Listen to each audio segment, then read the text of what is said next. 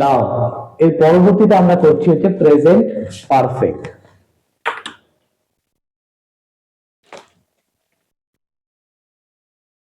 Present perfect, present perfect টেন্সে আমরা প্রথমে জানার চেষ্টা করব যে ভয়েস চেঞ্জের ক্ষেত্রে প্রেজেন্ট পারফেক্ট টেন্সের স্ট্রাকচারটা কেমন হয় অ্যাক্টিভের ক্ষেত্রে, A for active and P for passive. তা অ্যাক্টিভের ক্ষেত্রে রুলসটা হচ্ছে এরকম, ঠিক হচ্ছে তোমাকে প্রথমে লিখতে হবে সাবজেক্ট। সাবজেক্ট হলো আমরা সবাই জানি যে অ্যাফার্মেটিভ সেন্টেন্সের প্রেজেন্ট পারফেক্টে লেখার পারফেক্ট সেন্টেন্সের স্ট্রাকচারটা কিরকম হয়, subject plus have or has,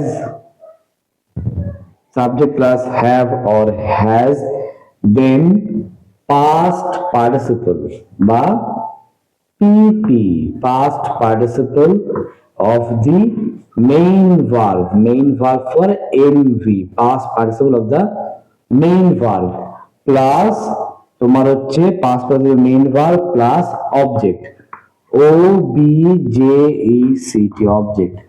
so এটা হয়ে গেল তোমার subject plus have has plus past participle of the main verb plus object.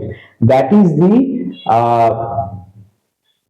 constructive rules for affirmative sentences which is in present perfect tense.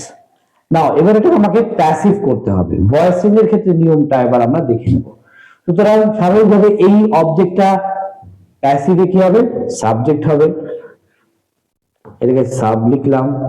তারপরে বোঝাবার সুবিধার জন্য আমি এখানে অবজেক্টটা মেনশন করছি, অবজেক্ট মেনশন করলাম। অবজেক্ট মেনশন করার পর এবার আমি কি করব, সেটা হচ্ছে হ্যাভ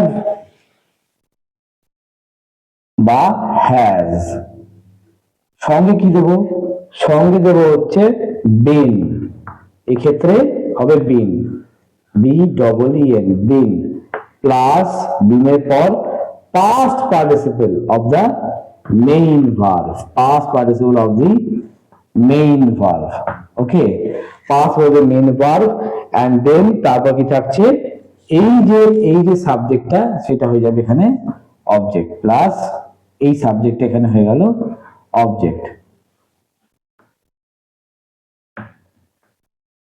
তাহলে উচ্চ মাধ্যমিক পরীক্ষা স্পেশাল আমরা ভয়েস চেঞ্জের টাকে আরেকবার ঝালিয়ে নিচ্ছি।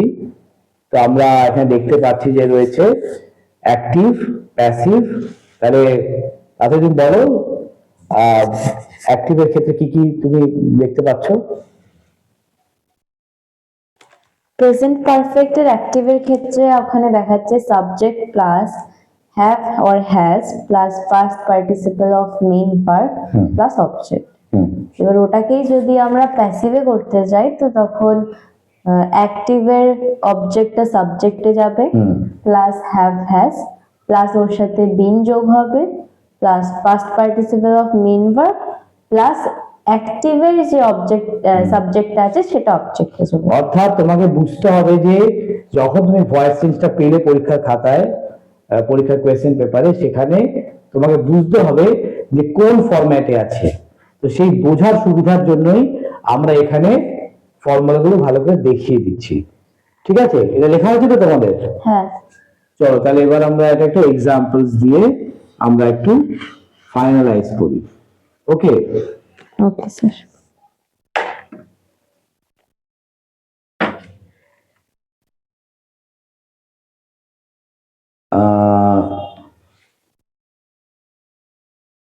তোমার কোন ফ্রেন্ডের নাম বলো, any one of your friends name, any name.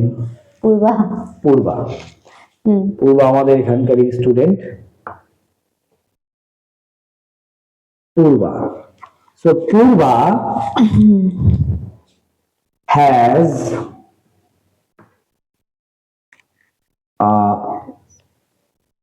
drawn, has cooked,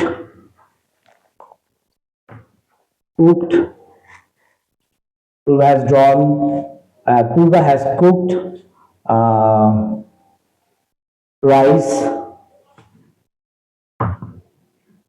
Purba has cooked rice, ঠিক আছে? তাহলে পূর্বা হ্যাজ কুকড রাইস, দেখো তো হবে সাবজেক্ট প্লাস হ্যাভ বা হ্যাজ এর মধ্যে হ্যাজ নিলাম, past participle of the main verb and then object object rice. তাহলে এবার এটাকে প্যাসিভ করবে কিভাবে? দি রাইস, the rice না হ্যাঁ passive the rice the rice হলো, তারপর কি হবে? the rice হ্যাঁ have এর মধ্যে has হ্যাঁ তার সাথে been যোগ হবে দাঁড়াও, প্রথমে দি রাইস, দি রাইস কি হবে তারপর? হ্যাজ, তার সাথে been has been has been past participle of the main verb, cooked that is the main verb, cooked cooked, by Purva cooked by Purva, cooked by Purva, okay, clear?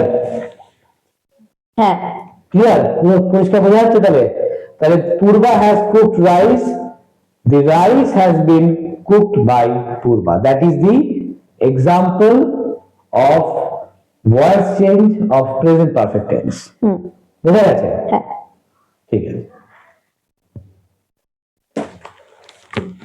কাট করো।